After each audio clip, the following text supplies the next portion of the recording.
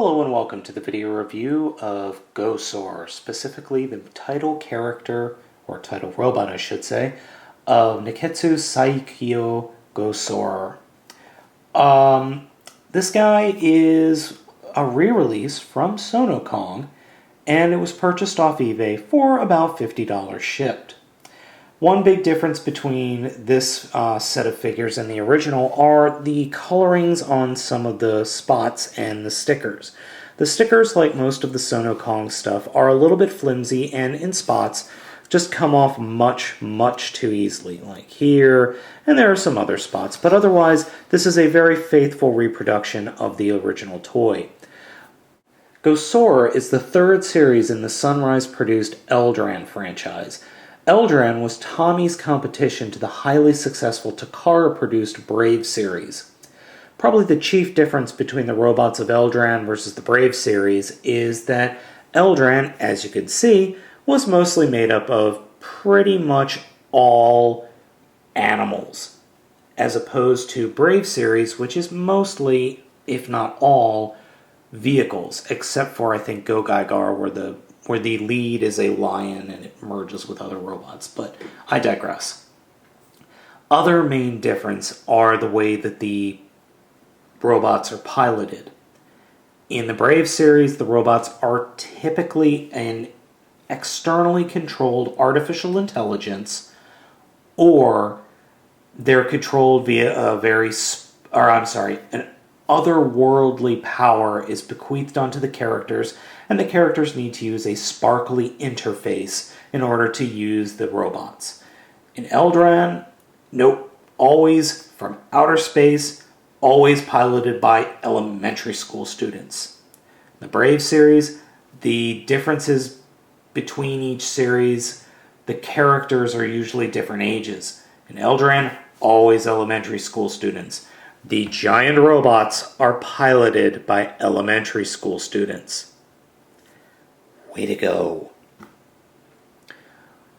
Alright, so let's go ahead and take a look at the guys we've got here. As you can see, we have Land Staygo, Mach Terra, and Thunder Braccio. So we're going to pull away these guys for a second and take a look at Mach Terra. As you can see, Mach Terra has a immensely massive wingspan that is actually stretching my light box to its limits. Other than that, the figure is pretty much, you've got a little posability here, neck is pretty posable due to the transformation, but other than that, he looks like a cross between, I'd say, a jet and a pterodactyl.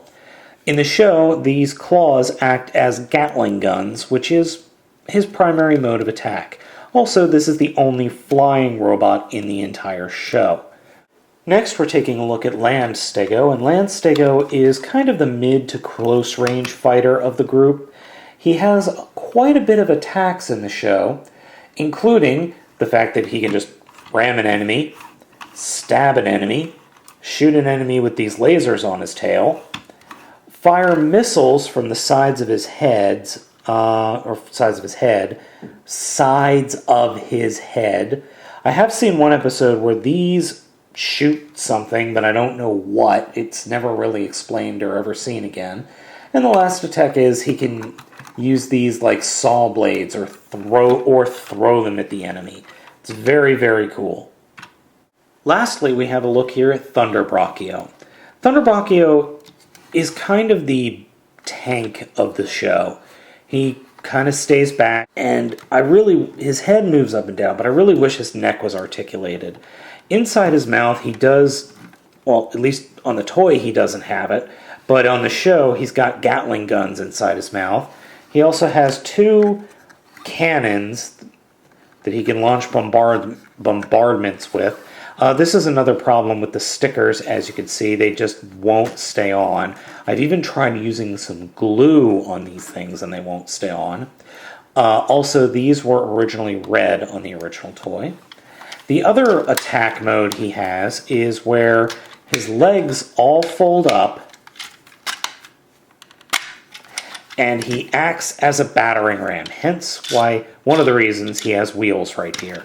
So He rolls around, he flies and hovers around on hover jets. That's what these red parts are. And he just battering rams everything. Which is actually pretty cool in the show, especially the first time it happens, because it scares the bejesus out of everybody around. Like any good giant robot series, these guys do combine. In fact, they combine two different ways. They can combine into a jet and into the title character. So let's go ahead and combine him into his jet form first. We're going to start off by taking Braccio here, and we're going to rip off his head.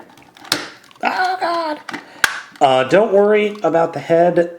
Just put it off to the side, because you will never use it again except for in Braccio mode. So we'll fold up the legs. Make sure that that's pushed all the way up, and then just put it off to the side. Next, we'll take Staygo. We will remove those, put it off to the side. Take this, remove the tail, put it off to the side. Fold up his legs. And then make sure that they are folded in the correct position. Oop. Ah.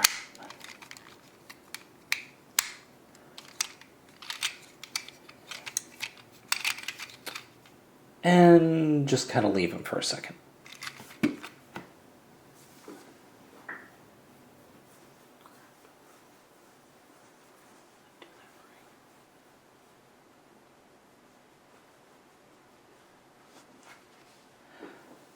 Lastly, we will take Mach Terra here, and we will straighten these out like that. Take his head, completely fold it back like that. Open this whole section up like that. Then we will correct the mistake that I've made here. Drop Staygo into the middle thusly, like that. Turn the whole unit around. Plug in Braccio. Oop. Make a lot of noise. And then take what was Staygo's tail and attach it. Oh, first, we'll fold up the gear. Take Staygo's tail and attach it right over Staygo's head. And here we have the most ill-conceived jet mode in the world. You can deploy the guns, I guess, to shoot at what's behind you. But honestly, as a jet mode, this is utter fail. It looks a lot better in the show, and it would be even better if this whole section was hollow, and you could slide this whole section up straight flush against the body of the ship. That would be very, very nice, but unfortunately, that doesn't happen, and you get this really sloppy-looking jet mode. Alright, so forgetting about the jet mode, we're returning back to the pre-combining jet mode configuration. So we've got Braccio, feet folded up, legs straightened, or tail straightened. What we'll do is to form Gosar, we'll take these parts, fold out his feet, and then open that up to form the legs. Now this is one thing that is kind of cool. We will get some articulation, not much, but it's there, but it really won't be any good in the final combination, and you'll see why in a second. So I'm going to combine those legs back together and put these off to the side. Next we're going to take Staygo. We're going to bring him back to this form. He will form the chest and actually forms the head. So we will rotate the chest plate up and then actually fold that down. And then rotate that around, have the head come up, and then we'll be able to spread the crest out like that. Now Terra, if you remember, was actually like this. So it came in here, opened that up. We'll rotate those out. Come in here, open these panels, and fold out the fists. And fold out the fists. Mine actually, the fists, that fist is exceptionally tight. This fist, not so much. So then we will just take this, drop it in, snap it all together, bring the legs in, snap it down, and fix what I broke. And there we go. I presented to you Gosaurer. Now the Gosaurer figure actually is very, very nice looking. It is very reminiscent of some of the Brave series, but that's okay, because I really like the Brave series. This looks more like a knight of some sort, or a shogun knight, or a samurai. Giant robot samurai, but a samurai, nonetheless. Problem is, articulation is horrifically limited. I mean, we're talking about virtually no articulation with this guy.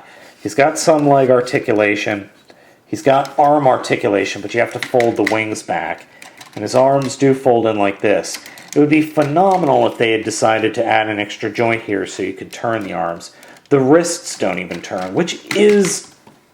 I'm not really happy about that, but what can you do? You do retain Mach Terra's crazy amount of wingspan here. And I can't even zoom out far enough, so I have to move the camera. But I mean, that is a crazy amount of wingspan. So he does have a couple of accessories in this mode. First off is the sword that is nearly the same height as him. So that goes there. And second is, you remember the back of Land Staygo? Well, that folds out, snaps together, and hey, look, a handle's formed. That conveniently forms a shield. So you have a sword and shield. Unfortunately, I would love it if you could, hold the shield in a way like a normal person would, or be able to have it so that he's holding the shield kind of down off to the side, or maybe a way to mount the shield on his arm. That'd be great. Unfortunately, it doesn't have that. So, positives. I absolutely love the fact that dinosaurs make a giant robot. I love it. I think it's great. They have great coloring. The primary colors with the white is really, really nice. And the yellow makes it really stand out. One thing to note is the Sono Kong, all the yellow you see here was actually gold chrome in the original figure. He looks great on the shelf. He just does. And his dino modes look good.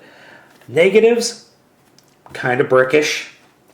Does come with the unfortunate, hey, we have these 2 extra parts that don't store anywhere on the giant robot mode. Damn. He really can't pose. He has no posability, virtually none. Also, the build quality of my figure is a little bit questionable in some spots. Especially if you look at the back of the crest on the plastic. I mean, that bubbling, you never see that on original run figures. Plus, the other yellow parts you see aren't really cut all that well. Plus, there's a lot of flashing on the blue that I've covered up with blue paint. But otherwise, it's okay. So, is this figure worth it? You know what? If you see this figure on eBay for like 30 bucks, totally pick him up. I really think he's a great character and toy to have. But if you don't like figures that have no posability, if you're not a fan of this old brickish characters, I would strongly say stay away from this figure. Otherwise, I really don't think you could go wrong picking up this guy.